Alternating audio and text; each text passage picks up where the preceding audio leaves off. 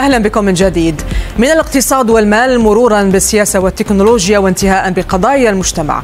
قضايا وتدخلات الملياردير الأمريكي إيلون ماسك لا تنتهي، ولا يخفى على الجميع اهتمام ماسك بقضية الإنجاب ودعواته المستمرة لزيادة عدد المواليد. فلطالما دعا ماسك الأمريكيين والشعوب الأوروبية إلى زيادة عدد المواليد وهدد بانقراض البشرية.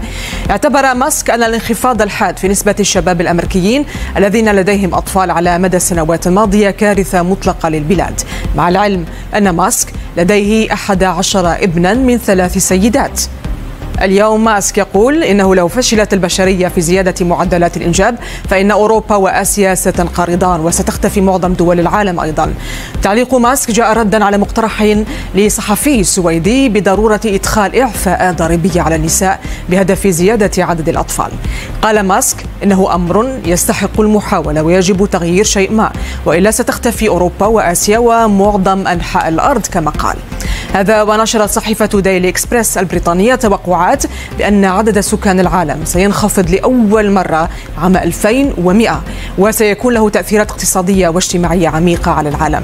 ولابد من الإشارة إلى أن أزمة خصوبة تعاني منها دول الاتحاد الأوروبي عام 2022، حيث وصل عدد المواليد الأحياء في الاتحاد الأوروبي إلى أدنى مستوى له منذ عام 1960. كما انخفض معدل الخصوبة ليقترب من المستويات التي سجلت آخر مرة قبل عقدين من الزمن.